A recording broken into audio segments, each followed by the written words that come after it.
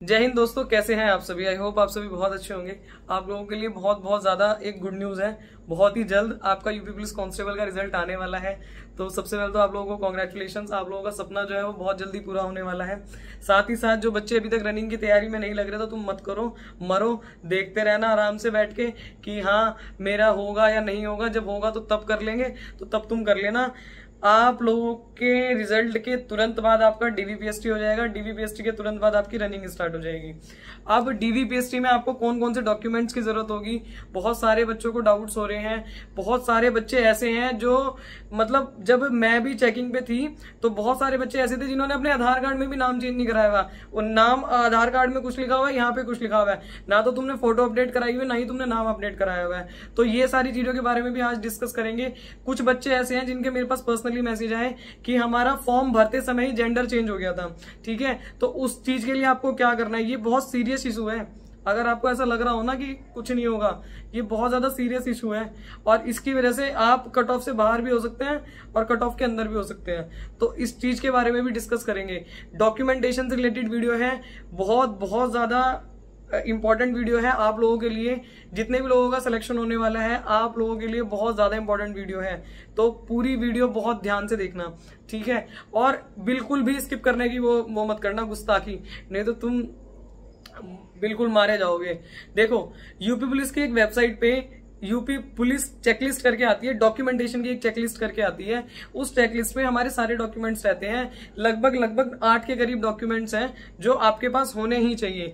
ये डॉक्यूमेंट आपको वहां पे लेके जाने हैं। साथ ही साथ हर डॉक्यूमेंट की 2-2 कॉपी लेके जानी है, ठीक है। तो जो भी अभी मैं आपको बताऊं, ये सारी डॉक्यूमेंट्स आप लोग नोट कर ले, बाकी आपको स्क्रीन पे भी दिखता रहेगा। सबसे पहला है आपका जो फॉर्म फिलअप है, ठीक है। जो आपने फॉर्म फिल किया था, यूपी पुलिस का जो फॉर्म फिल किया था ना, जब तुमने सपने देखे थे इसके वर्दी के, तो ये वाला जो फॉर्म फिल किया था, सबसे पहली चीज तो तुम्हारे पास ये होनी चाहिए, ठीक है। और ये चीज बहुत लोगों के पास नहीं होगी। अगर नहीं है तो कोई दिक्कत की बात नहीं है, वो वहां पे भी निकाल के दे देते हैं। पर ट्राई करना, अगर तुम्हारे पास है या तुमने कहीं पीडीएफ सेव कर रखी है तो उस पीडीएफ को निकलवा लो, वो करके ले आओ। क्योंकि वहां पे दिक्कत होगी, बाद में तुम्हें पीछे बिठा देंगे जाके, या फिर कहेंगे कुछ तो ऐसे होते हैं किसी सेंटर पे, वो यूं कह देते हैं जा निकलवा के ला, और फिर वो तुम भागे फिरोगे वहां पे, तो अच्छा नहीं लगता है ना। बिल्कुल, जब तुम्हारे लिए चीजें पॉजिटिव हो रही है तो तुम भी अपनी तरफ से सारी चीजें अपनी परफेक्ट करके चलो, ठीक है। दूसरी चीज, आपके पास जो 10th की मार्कशीट है, 10th की मार्कशीट होती है और उसका सर्टिफिकेट होता है। एक साथ में सनद भी आती है ना, लगी हुई है। पहले तो मतलब ऐसा होता था कि अलग अलग देते थे, अब दोनों चीजें साथ में ही आती हैं। साथ ही साथ आप लोग जब आपने 10th क्लास पास करी होगी तो एक चरित्र प्रमाण पत्र मिला होगा, उसको ले जाना। बाकी उसकी वैसे कोई जरूरत नहीं पड़ती, पर फिर भी आप लोग लेके जाना। साथ ही साथ आपका 12th का सर्टिफिकेट जो है, वो 12th की मार्कशीट, साथ ही साथ उसका सर्टिफिकेट, और 12th के साथ जो आपको चरित्र प्रमाण पत्र मिला हो वो भी आप लोगों को लेके जाना है। फोटो युक्त आईडी प्रूफ। फोटो युक्त आईडी प्रूफ का क्या मतलब होता है, जैसे आधार कार्ड हो गया, हमारा पैन कार्ड हो गया, पर आप लोगों को प्रिफर करा जाएगा कि आधार कार्ड ही लेके जाओ। साथ ही साथ अगर किसी का नाम गलत है, पापा का नाम गलत है, मम्मी का नाम गलत है, एड्रेस गलत है, तो जो आपने फॉर्म में भरा है और जो आपके 10th की मार्कशीट से मिलता है ना, वही नाम आपको आधार कार्ड में रखना है। साथ ही साथ वही पापा का नाम भी वही रखना है, मम्मी का नाम भी वही रखना है, ठीक है। आपको बिल्कुल भी चेंजिंग नहीं करनी है। कुछ लोगों के 10th की मार्कशीट में, 12th की मार्कशीट में भी गड़बड़ होगी, उसके बारे में बात करेंगे, लास्ट में बात करेंगे उसके बारे में, ठीक है। तो अगर आप लोगों के आधार कार्ड में कोई भी प्रॉब्लम है तो वो 10th की मार्कशीट के हिसाब से आप लोग उसको सही करवा लीजिए, क्योंकि उसको भी सही होने में कम से कम 10 से 15 दिन का समय लगता है। इसीलिए ये वीडियो आज लेके आई गई है, ताकि आप लोगों को समय मिल जाए। तुम लोग सोच लो थोड़ी सी बुद्धि से, क्योंकि बहुत सारे लोग ना मतलब बिल्कुल सीरियस ही नहीं है यार जॉब को लेके।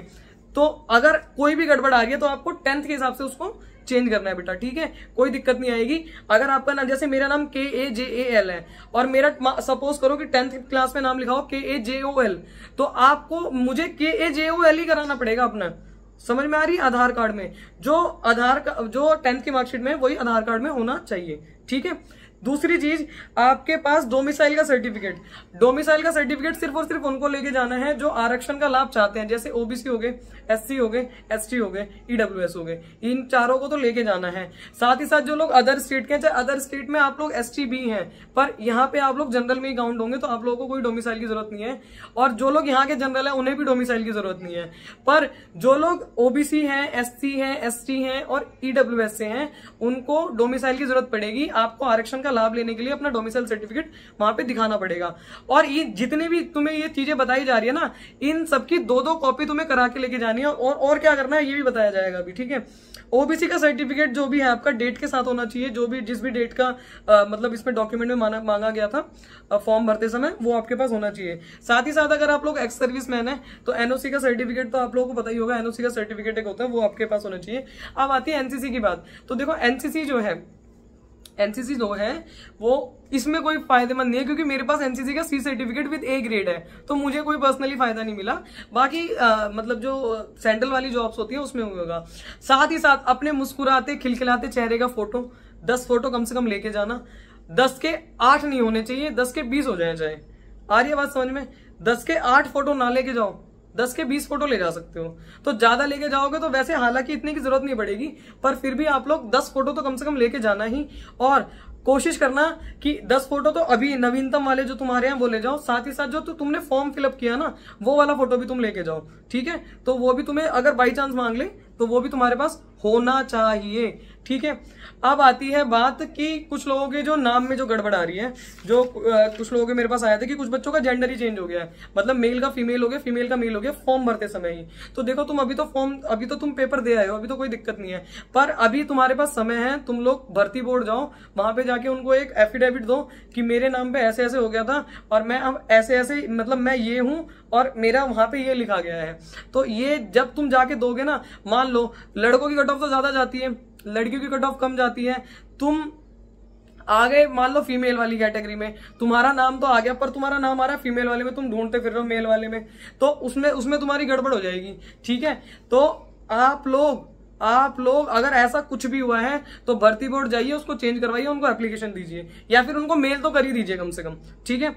सेकंड चीज एक है माता पिता के नाम में प्रॉब्लम आ रही है। बहुत सारे बच्चे ऐसे हैं जिनके माता पिता के नाम में प्रॉब्लम है, 10th में कुछ और है या 12th में कुछ और है, तो उनके लिए एक एफिडेविट बनता है बेटा, कोई दिक्कत की बात नहीं है। एक एफिडेविट बनता है, उसमें ये लिखा जाएगा कि मेरे माता पिता का नाम 10th क्लास में ये लिखा हुआ है, 12th क्लास में ये लिखा हुआ है, ये दोनों एक ही पर्सन है और उस समय प्रिंटिंग मिस्टेक होगी, कुछ भी होगी। आप लोग जो एफिडेविट वाले होते हैं ना, जो वो होते हैं वकील वगैरह होते हैं, इन लोगों के पास जाओगे तो इन लोगों के पास जाओगे उनको अच्छे से पता होता है, वो खुद बना देंगे तुम्हारा। कोई बिल्कुल बहुत परेशानी वाली बात नहीं है, ऐसे घबराने वाली कोई बात नहीं है, ठीक है। पर ये डॉक्यूमेंट्स तुम्हें तैयार करवा के रखने हैं, वहां पे भागे नहीं फिरना, ठीक है। नहीं तो जैसे मान लो तुम्हारा पहले दिन डॉक्यूमेंटेशन है और अगर तुम्हारे पास डॉक्यूमेंट्स पूरे नहीं तो वो तुम्हें लास्ट वाला डे देंगे, फिर समझ रहे हो।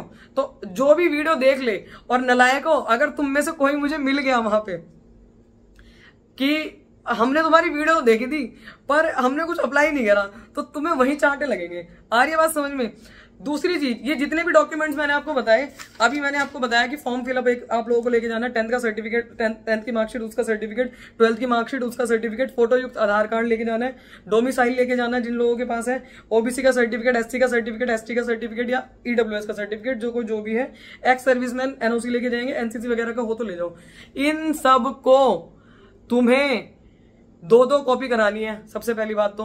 साथ ही साथ इन सब को गैजेटेड ऑफिसर से साइन करवा के जाना है, अटेस्ट करवा के ले जाना है, उसकी स्टैंप लगवा के ले जानी है, अदरवाइज तुम्हारा डॉक्यूमेंटेशन पॉसिबल नहीं है, ठीक है। कोई गैजेटेड ऑफिसर पकड़ लो। मेरे भी थे एक जयप्रकाश शर्मा सर, शायद आप कभी मेरी वीडियो देख रहे हो तो मैंने भी उनसे करवाया थे और शुरुआत से लेकर अंत तक मैंने उन्हीं से ही करवाए थे, मतलब साइन वगैरह जो करने होते हैं।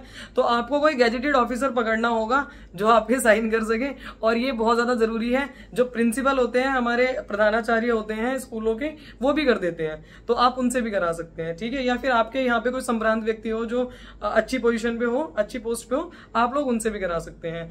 तो ये आपको करा के ले जाना है। ये सबसे ज्यादा मोस्ट इंपॉर्टेंट पार्ट है पूरी वीडियो का, कि सारी चीजें करवाने के बाद गैजेटेड ऑफिसर से साइन जरूर करवाने पड़ेंगे।